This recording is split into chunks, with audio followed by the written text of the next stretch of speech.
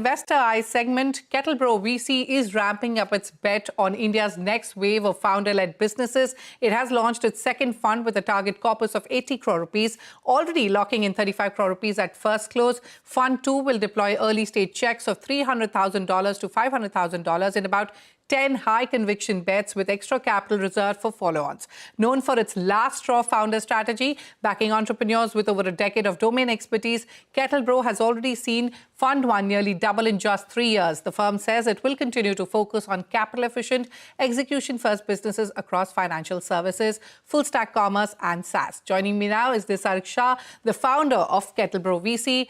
Nisarg, welcome to Startup Street. You know, the Fund 2 follows your last-straw founder thesis. First, tell us what this means and then what's driving your conviction that this concentrated founder market fit approach works in India's current startup climate. Thanks, Shruti, firstly, for having me. Adding up on what you mentioned about last row philosophy, we believe that India is a very unique and a different market from what China is or what US is or Europe is. And the playbook for India needs to be very much India-driven.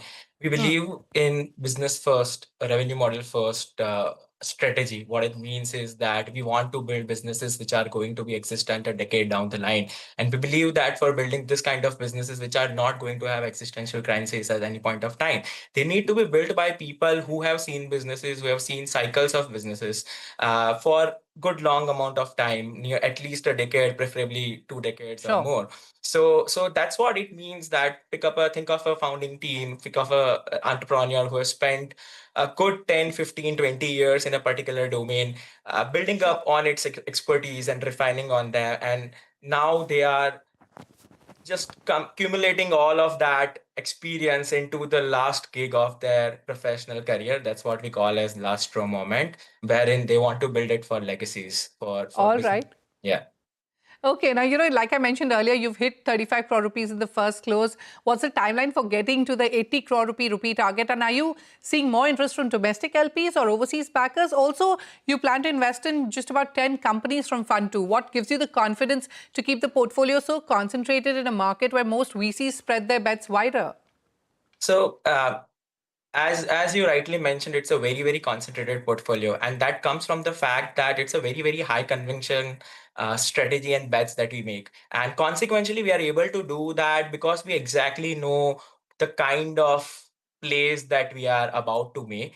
We are not an investor who is praying and praying and, investing in some things which may not work. This is a very, very thought through, strategy driven, play that we do, which allows us to take very, very high conviction bet. Our margin of error, we don't really need that a lot. Our companies don't really die a lot. While we are a seed stage investor, our mindset is very much like how a private equity guy would think about. We want to make money out of every money. So that's on the strategy and concentrated part. Regarding the closing, we anticipate closing on the full fundraise by the end of this year. We are having good momentum on it. We have added some more capital beyond the first close, and I think we will reach our target by in the next couple of months. That's regarding the investor base that you mentioned. This is majorly individuals, HNIs, family offices, some from India, some from Western geographies as well.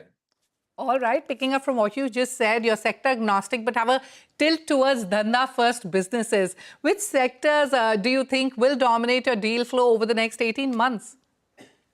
We have realized retrospectively, looking at what we have done and what we like, there are majorly 3 bucketings where things fall into. Financial services, we are very, very strong in that. So think of NBFC companies, insurance companies, fintech infrastructure companies. That's a strong area for us. Second is full stack commerce, wherein we like to include consumer brands or retail plays necessarily. The point being wherein you have the full ownership on the customer as well as the vendor, and it's all delivered by yourself. And then lastly, the software plays, wherein we are seeing a lot of verticalized solutions, platform plays, agentic AI, which has been very, very active over the last couple of quarters because of the advent in the technologies. Majorly, these are the 3 sectors, 3 categories where we think majority of our money will go into. All right, one final question. You expect the first set of exits soon. Given today's market, are you looking more at strategic M&A, secondary sales, or waiting for IPO windows to open? Sure. So I think it's more driven on how the internal financial engineering works, in the sense of how much money per company we have. When the target is to go really, really long, we wait upon for near IPO, pre-IPO stages, wherein it is secondary sales, institutional sales. And whenever it is more about churning on the capital, again, it's a little bit of earlier exit, but we have realized that it's a mix of either M&A full exits or it's majorly sales to secondary new institutional investors. All right. On that note, it's time for me to wrap up this conversation. Many thanks, Nisarg, for joining us on Startup Street, and wish you the very best with your fund too. Thank you so much. Thank you. On that note, it's time for us to head into a short break. But coming up, Make My Trip is betting on Gen AI to change the way you plan and book your holidays. A special conversation on the other side. Stay tuned.